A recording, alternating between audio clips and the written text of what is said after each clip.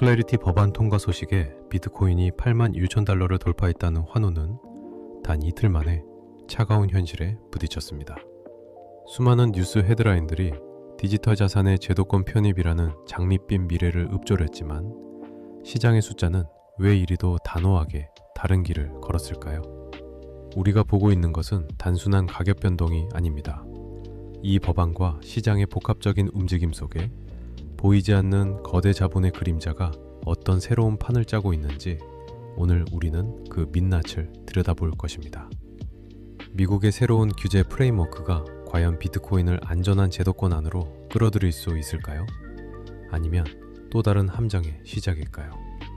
언론은 일제히 규제 명확화라는 단어에 집중했습니다. 마치 오랫동안 짙은 안개 속에 갇혀있던 디지털 자산 시장이 드디어 한 줄기 빛을 찾은 것처럼 말입니다. 그리고 이 뉴스는 비트코인을 단숨에 8만 1천 달러 위로 밀어올렸습니다. 그러나 그 환호가 채 가시기도 전에 미국 국채 수익률의 급등과 증시의 고평가 경계심이라는 거시경제의 거대한 파도 앞에 비트코인은 다시 8만 달러 아래로 밀려 내려갔습니다. 이 아이러니한 상황은 우리에게 중요한 질문을 던집니다. 과연 비트코인 시장을 움직이는 진짜 동력은 무엇일까? 그 본질은 어디에 있는가 하는 질문이죠. 대중은 규제 명확화가 기관 투자자들의 진입 장벽을 낮추고 시장에 안정적인 자금을 공급할 것이라는 낙관론에 쉽게 동조합니다. 물론 틀린 말은 아닙니다. 실제로 비트코인을 가장 많이 보유한 기업인 마이크로 스트래티지의 주가가 법안 통과 소식에 7% 이상 급등하며 시장이 이를 긍정적으로 해석했음을 증명했습니다. 하지만 이것은 표면적인 반응에 불과합니다. 진짜 인사이트는 규제 불확실성 해소라는 껍데기 아래 전통 금융 시스템과 디지털 자산이 서로를 길들이고 흡수하려는 치열한 힘의 역학관계 속에 숨어 있습니다. 비트코인은 단순한 기술적 혁신이 아니라 이미 수십 년간 이어져 온 자본주의 시스템 깊숙한 곳에 변동성을 흡수하고 재배열하는 존재로 자리매김하고 있기 때문입니다. 클래리티 법안의 핵심은 CFTC, 즉 상품선물거래위원회가 대부분의 가상자산 산업의 주 규제기관으로 지정되었다는 점입니다. 왜 이것이 중요할까요? 바로 비트코인이 증권이 아닌 상품으로 분류될 가능성을 높이기 때문입니다. SEC, 즉 증권거래위원회의 통제 아래에 놓이는 증권은 발행 주체가 있고 그 주체의 행위에 따라 가치가 변동될 수 있는 특성을 가집니다. 이는 중앙화된 권력과 통제에 종속된다는 의미이기도 합니다. 하지만 상품은 그 자체로 시장에서 거래되는 원자재와 같은 본질적 가치를 가집니다. 비트코인을 상품으로 분류하는 것은 그 내재적 가치와 탈중앙화된 본질을 국가가 간접적으로 인정하는 행위에 가깝습니다. 이것은 단순히 규제 당국의 관할권 싸움을 넘어선 비트코인의 존재론적 위치를 재정의하려는 시도입니다. 기관 투자자들이 규제 명확화를 환영하는 이유도 여기에 있습니다. 그들은 비트코인을 단순한 투기 자산이 아닌 이제는 시스템적인 리스크 해지 수단으로 그리고 새로운 금융 시스템의 핵심 구성 요소로 명확하게 편입시키려는 거대한 흐름을 읽고 있는 것입니다.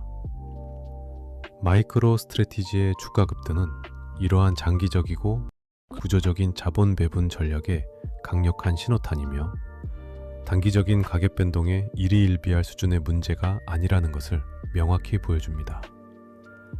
그들은 비트코인의 본질적 가치를 이미 오래전부터 이해하고 있었고 이제 그들의 전략이 법적 테두리 안에서 더욱 공고해지는 기회를 잡은 것입니다.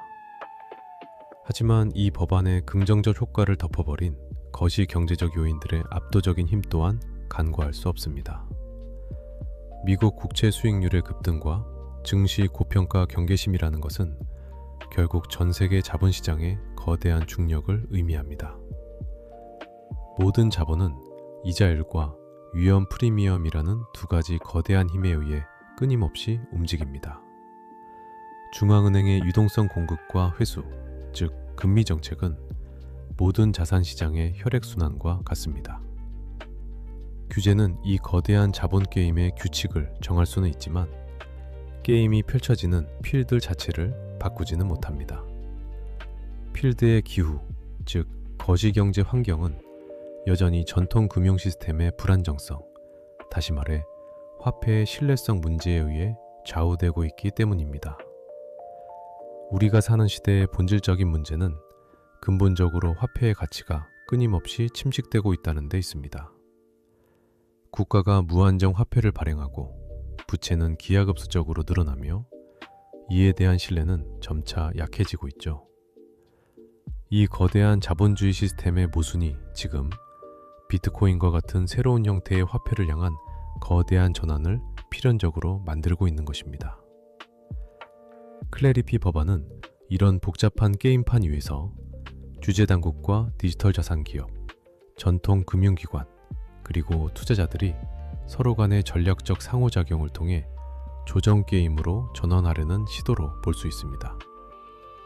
이전의 불확실성은 각자가 최적의 전략을 찾기 어려운 죄수의 딜레마와 같았지만 이제 명확한 규칙 안에서 협력적 전략을 모색하는 단계로 진입하고 있다는 의미입니다. 그러나 명심하십시오. 이 조정 게임은 전체 판의 일부일 뿐입니다. 그 위에는 인플레이션과의 끝나지 않는 전쟁, 국가 부채의 쓰나미, 그리고 전통화폐 시스템의 내재적 취약성이라는 더 거대한 게임이 겹쳐져 있습니다.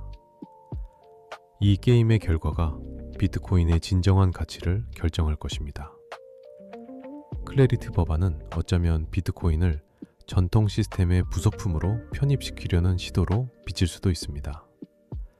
하지만 역설적으로 이 규제적 명확성은 비트코인이 전통 시스템의 위협을 흡수하고 그 붕괴를 막는 최후의 방어 수단으로서의 역할을 더욱 공고히 할 것입니다.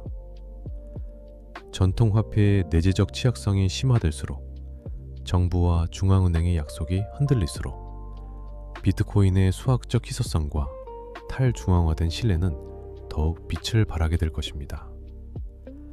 클래리티 법안은 비트코인이 단순한 투기 자산이 아니라 글로벌 자본이 예측 불가능한 미래에 대비하기 위해 선택하는 거대한 탈출구이자 시스템적 해지로서의 본질을 공식적으로 인정하는 첫걸음일 수 있습니다. 결국 이 법안의 진정한 가치는 비트코인을 길들이는 것이 아니라 비트코인이 가진 고유한 가치를 전통 시스템이 더 이상 무시할 수 없음을 스스로 선언하는 데 있습니다. 오늘의 고찰이 여러분의 경제적 자유를 향한 흔들림 없는 나침반이 되길 바랍니다.